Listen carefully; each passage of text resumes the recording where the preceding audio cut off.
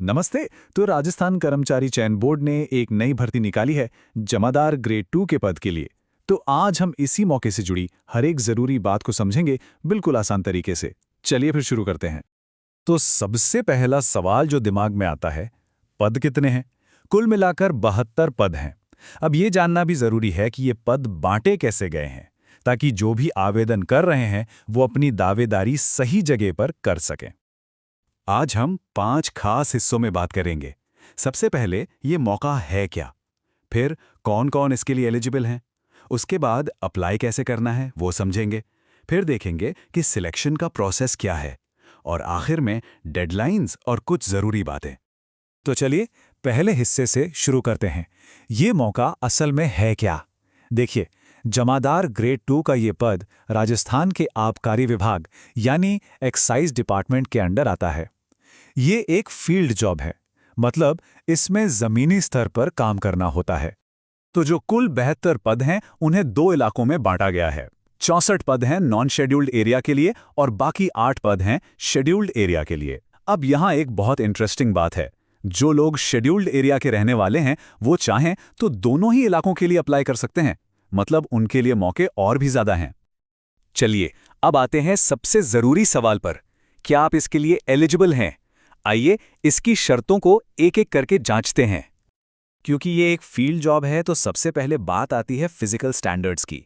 पुरुषों के लिए कम से कम हाइट 168 सेंटीमीटर और चेस्ट 81 सेंटीमीटर होनी चाहिए, हाँ 5 सेंटीमीटर फुलाव के साथ। और महिलाओं के लिए हाइट कम से कम 152 सेंटीमीटर और वजन 47.5 किलो होना जरूरी है। अब बात करते हैं पढ़ाई लिखाई की। यहाँ 3 मेन चीजें चाहिए।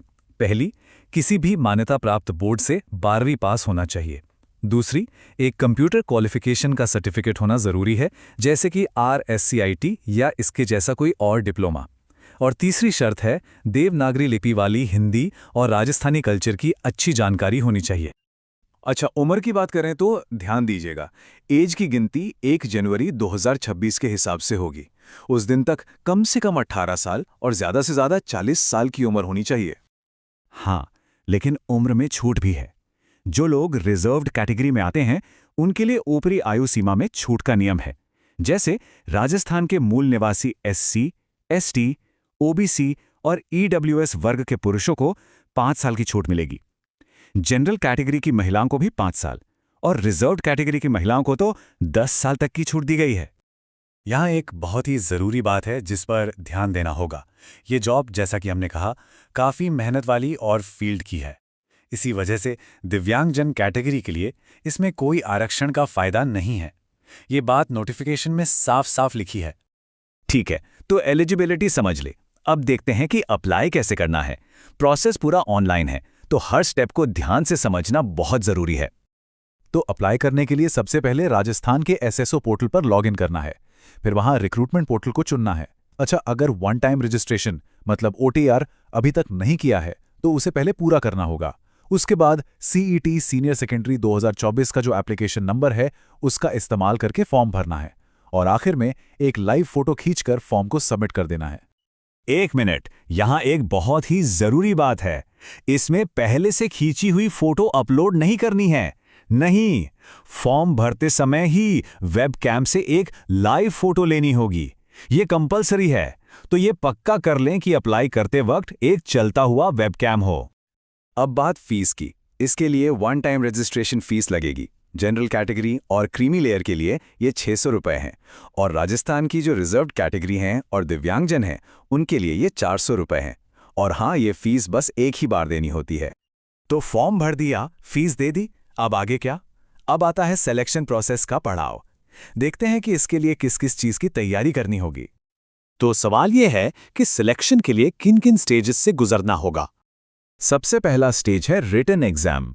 ये एग्जाम ऑफलाइन होगा, मतलब OMR शीट पर। इसमें सब्जेक्ट रिलेटेड नॉलेज को परखा जाएगा। जो लोग रिटन एग्जाम में पास हो जाएंगे उन्हें दूसरे स्टेज के लिए बुलाया जाएगा। ये है फिजिकल एफिशिएंसी टेस्ट। अब ये सिर्फ क्वालिफाइंग है। इसका मतलब ये है कि इसे बस पास करना जरूरी है।